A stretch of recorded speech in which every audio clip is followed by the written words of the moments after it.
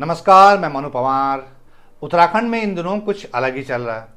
मैं तो इन तस्वीरों को देखकर बड़ा हैरान हूं कि पहाड़ में स्वास्थ्य सुविधाओं की मांग को लेकर एक जन सैलाब कुमाऊं के चौखुटिया से और देहरादून की तरफ कूच कर गया। एक बात तो मेरी समझ में नहीं आ रही है कि जब हमारे मुख्यमंत्री पुष्कर सिंह धामी जी ये कह रहे हैं कि हमारा राज्य उत्तराखंड औद्योगिक विकास और निवेश के क्षेत्र में अग्रणी राज्य है, अलग अलग मंचों पर इसे इन्वेस्टमेंट फ्रेंडली स्टेट कहा जा रहा है। उनके मुताबिक जब हमारा राज्य इन्वेस्टमेंट हब के रूप में लीड कर रहा है, विश्व बैंक से भी मोटा पैसा लिया जा रहा है, तो भला जिस राज्य में इतना इन्वेस्टमेंट आया हुआ है और इतना अथाह पैसा है कि कहां खर्च करें सरकार की समझ में नहीं आ रहा है। लिहाजा मजबूरी में हमारी सरकार बहादुर को 1000 करोड़ रुपए तो विज्ञापन में ही उड़ाने पड़ते हैं ताकि सरकारी खजाने पर कुछ बोझ तो कम हो, वरना सरकारी खजाने की गले गले आ जाएगी और किसी रोज होगा ये कि वो खजाना फट जाएगा।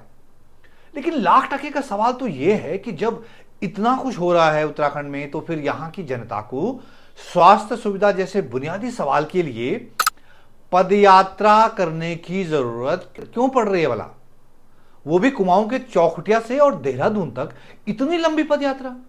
कहीं ऐसा तो नहीं कि स्वास्थ्य सुविधा की बात सिर्फ बहाना हो और पब्लिक अपनी फिटनेस बनाए रखने के लिए चौखुटिया से देहरादून तक एक लंबी वॉक पर निकली हो। सेहत का मसला है ना भाई। डॉक्टर भी कहते हैं कि पैदल चलने से आपका शरीर जो है वो तंदुरुस्त रहता है। शहरों में तो आपने देखे होंगे कि लोग आजकल डिजिटल उपकरणों के जरिए अपने स्टेप्स जो है वो काउंट करते रहते हैं कि आज मैं 5000 स्टेप चल गया, आज मैं 10,000 स्टेप चल गया, आज नहीं हो पाया। हो सकता है कि किसी अर्बन नक्सल या किसी जिहादी के दिमाग में ऐसी खुराफात सूझी हो कि चौखुटिया की जनता को देहरादून तक पैदल लेकर जो है घुमा ले आते हैं। इससे उसकी सेहत भी दुरुस्त रहेगी, फिटनेस भी बनी रहेगी, क्योंकि सरकार के भरोसे या सरकारी अस्पताल के भरोसे रहेंगे तो वहां तो जान जानी तय है। वैसे भी हमारे उत्तराखंड में तो अब स्वास्थ्य हो, शिक्षा हो, सड़क हो, रोजगार हो, बिजली हो, पानी हो, ये जो बुनियादी सवाल है ना, इनके लिए लोग भला कहां सड़क पर उतरते हैं। जिस राज्य में अला जिहाद फला जिहाद से काम चल जा रहा है, वहां प्राथमिक स्वास्थ्य केंद्र या सामुदायिक स्वास्थ्य केंद्र या जिला अस्पताल में स्वास्थ्य सुविधाओं के लिए या डॉक्टरों के लिए या दवाइयों के लिए या नर्सिंग स्टाफ के लिए भी भला कोई सड़क पर उतरता है? ये भी कोई मुद्दे हैं गालिब। सत्ताधारी दल भाजपा के नेता भी जनता के इस मिजाज को अच्छी तरह से जानते हैं, समझते हैं। इसीलिए वो कह रहे हैं कि स्वास्थ्य सुविधाओं के लिए ये जो चौखुटिया से और देहरादून तक की पदयात्रा निकल रही है ना, ये पब्लिक का मूवमेंट नहीं हो सकता, हो ही नहीं सकता। जरूर इसके पीछे चीन से कनेक्शन रखने वालों की साजिश होगी। आंदोलन की अगर हम बात करें तो आंदोलन पूर्ण रूप से अभी जो है हमारे सदन पांडे जी ने भी कहा कि वो राष्ट्र राजनीति से प्रेरित हो चुका है। पूरा लेफ्टिस्ट जितने वामपंथी दल के जो लोग हैं, पूरा जो कभी नारे लगाते थे कि दिल्ली दूर और पेचिंग नजदीक, जो कहते थे हम चाइना से मिल जाएंगे, तो वो लोग ने पूरा जो है इसको संचालित कर दिया। मैं वैसे भाजपा के नेता अनिल सिंह शाही ने कोई नई बात तो कही नहीं है। कुछ समय से हम देख रहे हैं कि जब जब उत्तराखंड में सरकार से नाराजगी या असंतोष का उबाल जो है वो बाहर निकल आता है, सड़कों पर निकल आता है, तो सरकार बहादुर से फौरन अर्बन नक्सल या जिहादियों का भड़काया हुआ बता देती है। खुद मुख्यमंत्री पुष्कर सिंह धामी पिछले दिनों हर मंच पर ऐसा कहते आ रहे हैं। और मैं इस अवसर पर उस अर्बन नक्सल गैंग को भी चेता देना चाहता हूं, जो आदरणीय प्रधानमंत्री जी के नेतृत्व में हमारी सरकार के द्वारा विभिन्न जनहितकारी निर्णय लिए जा रहे हैं, उनके खिलाफ राज्य में जिहादी मानसिकता को पनपाने का प्रयास किया जा रहा है। तो सरकार की और बीजेपी की लाइन लेंथ सेट है। जरा कहीं से भी उनके खिलाफ आवाज उठने लगे तो वो या तो अर्बन नक्सल की करामात होगी या वो जिहादियों की करामात होगी। क्योंकि दामी साहब को भी पता है कि उन्होंने 3.5 साल या 4.25 साल तक तो लव जिहाद, लैंड जिहाद, थोक जिहाद, नकल जिहाद एटसेट्रा एटसेट्रा करते हुए गुजार लिए। अब पूंछ ही बाकी रह गई है, मतलब अब करीब 1.25 साल ही बाकी रह गया उनको। तब तक कोई ना कोई नया जिहाद उनके सलाहकार क्रिएट कर ही लेंगे। तो हो सकता है कि पूरे 5 साल जिहाद जिहाद करते हुए निकल जाएं, वरना तो आज तक उत्तराखंड में बीजेपी सरकार का कोई भी मुख्यमंत्री अब तक 5 साल का कार्यकाल पूरा नहीं कर पाया है। लेकिन मुझे तो इन तस्वीरों को देखकर हैरानी हो रही है। जिस राज्य में विकास की बयार बहरी है, ऊंचे पहाड़ से लेकर निसी गंगार तक हर जगह विकास ही विकास उफर रहा है, वहां से कौन लोग हैं?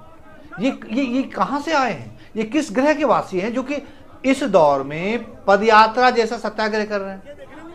पदयात्रा तो बहुत कष्टकारी होती है ना भाई। तो इतना बड़ा जनसैलाब इतने कष्ट उठाकर चौखुटिया से और उत्तराखंड की अनिश्चितकालीन राजधानी देहरादून की तरफ पैदल ही क्यों कूच कर गया है? सरकारी जिंदाबाद जिंदाबाद जिंदाबाद सरकारी जिंदाबाद जिंदाबाद। आपको बता दें कि ये वही लोग हैं जिन्होंने पिछले दिनों अपने बाल बच्चों समेत पहुंचकर चौखुटिया को जनसैलाब से पाट दिया था। और मुद्दा वही है जिससे सरकार नजरें चुरा रही है। अस्पताल में ना डॉक्टर हैं, ना उपकरण हैं, ना दवा है, ना इलाज है। और ये सिर्फ चौखुटिया या दोराहाट इलाके की अकेले की समस्या नहीं है। पहाड़ में लगभग हर जगह की यही कहानी है। यह उत्तराखंड के 25 साल के सफर की स्याह हकीकत है। हमारे सरकारी अस्पतालों को तो नर्कलोक बना दिया गया है। हमारे पहाड़ के ज्यादातर सरकारी अस्पतालों की हैसियत महज रेफरल सेंटर से ज्यादा है ही क्या? हमारे पहाड़ों में अब बीमार पड़ना या किसी दुर्घटना में घायल होना बहुत बड़ा गुनाह हो गया है।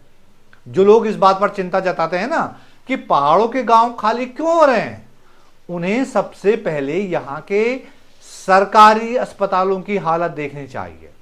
कोई भला मरने के लिए वहां क्यों रहेगा भैया? मैं इसी साल 2025 के जनवरी महीने की घटना या दुर्घटना का जिक्र करना जरूरी समझ रहा हूं यहां पर। मेरा गांव जो है वो पौड़ी गढ़वाल जिले में पड़ता है और जनवरी महीने की बात है। किसी इतवार का दिन था वो, और गांव के नजदीक एक बस का मिनी बस थी, उसका एक्सीडेंट हुआ था और जिसमें 6 लोग मारे गए थे। लेकिन उनमें से 5 लोगों की मृत्यु कहां हुई? सरकारी अस्पताल में। और क्यों? क्योंकि समय पर इलाज नहीं मिला, डॉक्टर नहीं थे, उपकरण नहीं थे। घायलों और उनके जो बदहवास परिजन थे उनको पौड़ी से श्रीनगर, श्रीनगर से ऋषिकेश, ऋषिकेश से देहरादून, इस तरह दौड़ना पड़ा।